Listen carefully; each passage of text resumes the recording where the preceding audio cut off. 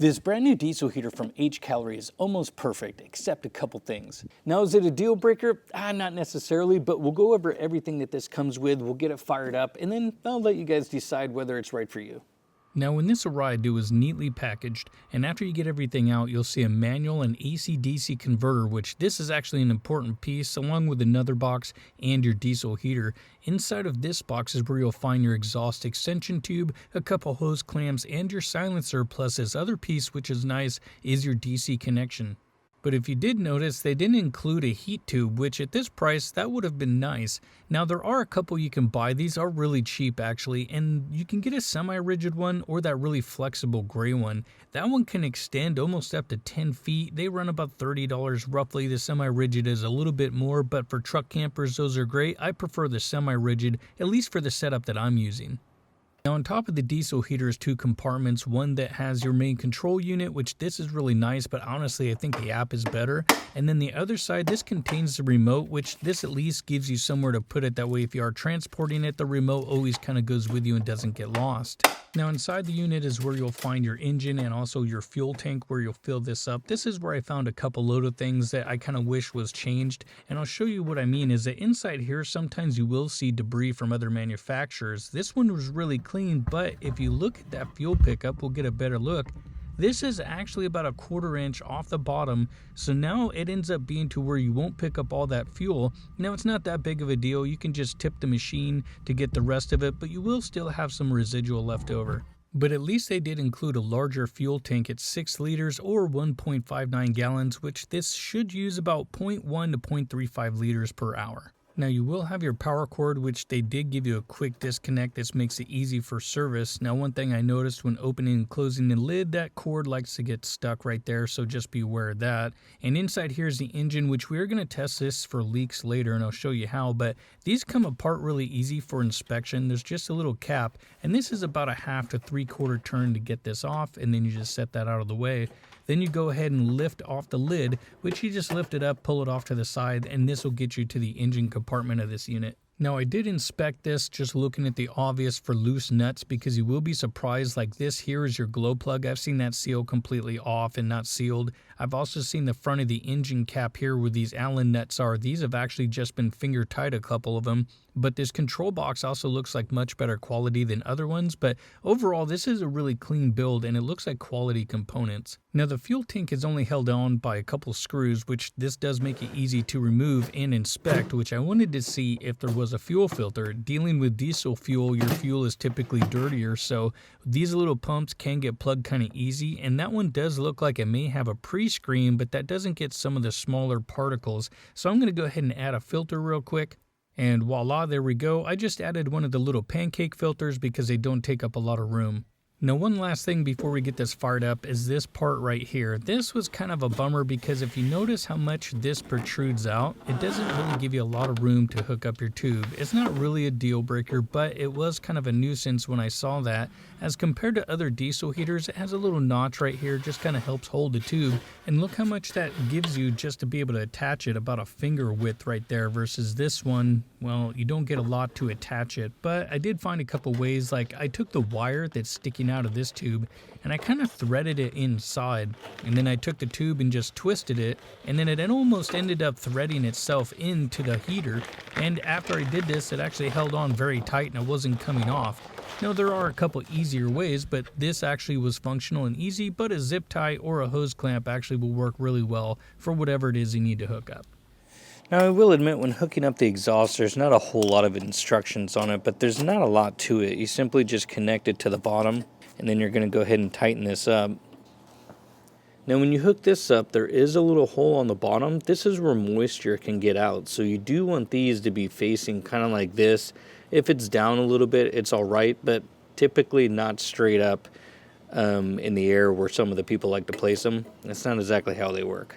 Now I will admit, having these little compartments just to keep the remote in so it doesn't get lost, and then also having this kind of maybe inside where it's sealed, it just kind of seems to make a little bit better sense. But we'll get this hooked up and powered on.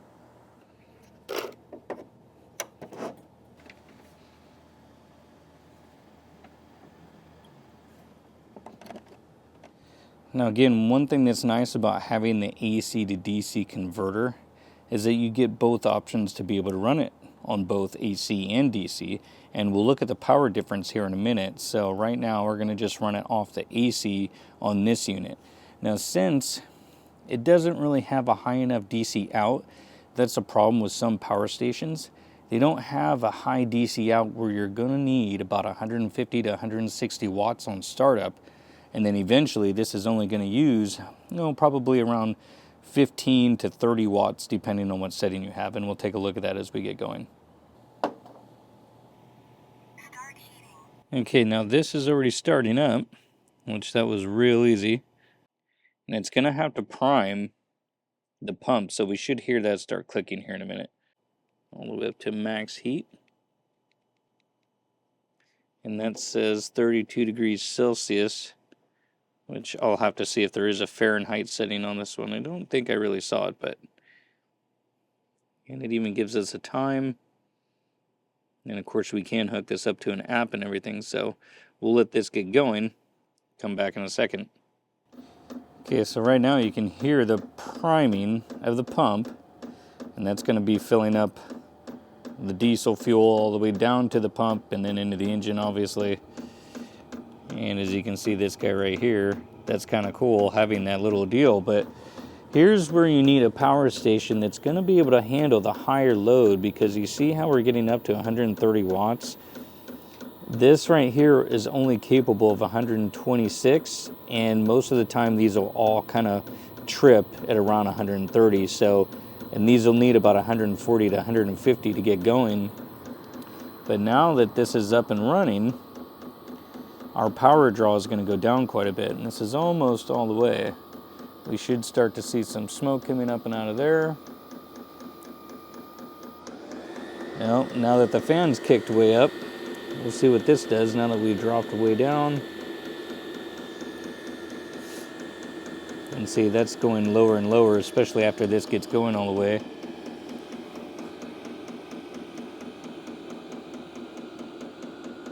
I will admit, I do like this controller. This is nice. The app is even better, though. This app is much better than some of the other ones I've seen, where this gives you a lot more functionality for sure.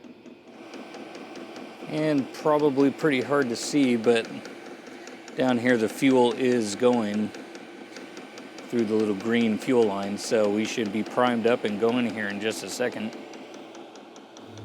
Alright, well, there it goes. You can see how many watts we're still using. But this is going to drop way down here in just a minute.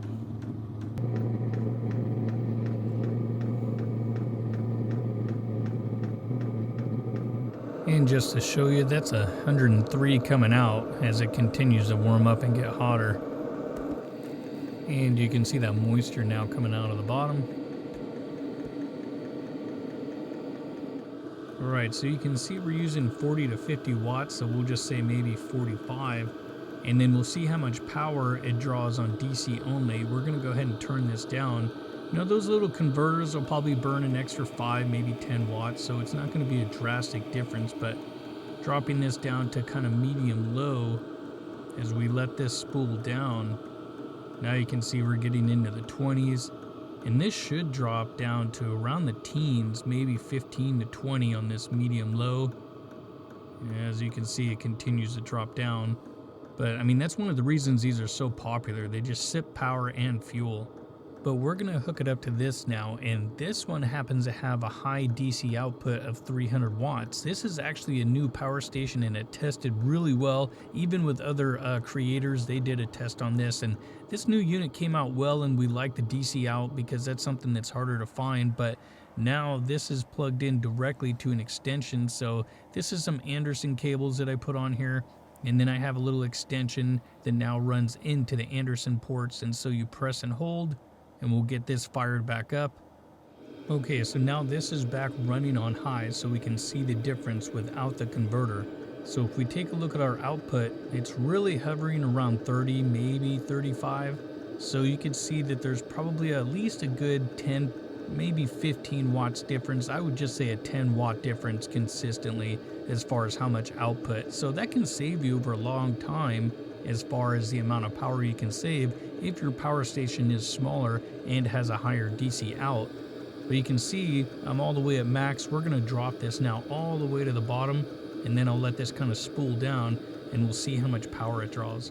And there you go. So now look at that, only 6 watts, and look at the amount of time, 99.9 hours, and I only have 18% in this larger power station, but this will run forever, or well, until you run out of fuel. But let me show you a couple other things. We're going to test for leaks now as well. Okay, you can see now that I have this gray hose on here. This is hooked up to the bottom of my RV, and obviously it's too long and I could cut it, but it would still be a little bunchy. But this is where that semi-rigid hose comes in and works a little bit better, at least just for my application. I have this plumbed to the bottom of my RV, and then it goes inside. And even if it's, super windy out, this really isn't going to go anywhere. But as we take a look at how this works, it goes into the bottom of the RV. I have it plumbed through, and then it comes out to the bottom of my stairs where I have this blocked off. And now this ends up providing heat for my camper. So now we're going to use this little guy to see if we happen to have any diesel leaks that are making their way out of the combustion chamber and into the air exchanger. That way we're not going to die when we're inside, but you can see how this works. And hopefully I don't burn up the tip. I'm just trying to get it into the path. And there you can see it beeping.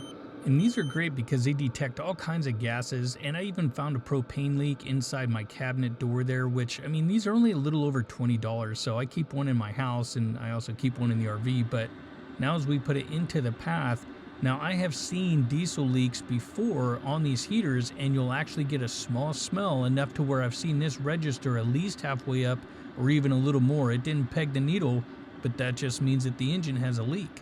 And just to show you the temperature coming out, that's 136 degrees, which it's almost burning the tip of my finger now, but it's about 55 degrees out right now. It has warmed up a little bit, but overall it's putting out a lot of heat. Now when it comes to powering up the diesel heaters, you don't have to use a power station. You can use just a regular 12-volt battery and hook it directly up to that. I have this new EcoFlow power kit, which that thing is really great. I may run an extension from over there and then run it into the power hub because it does have a high DC out. But there's just a lot of different ways, and the 12-volt batteries have tons of power in order to power those. And overall, this tested really good. I didn't find any leaks like with their little pen tester. That thing honestly that's like one of the best little tools that I keep in my RV. I have one at home as well, but that's one of the problems you'll find with diesel heaters, is that they will leak as soon as you get them. They're actually easy to fix. They just need to be sealed up with some sealants, and it's actually a pretty easy little DIY, but you shouldn't have to do that if you're buying one of these.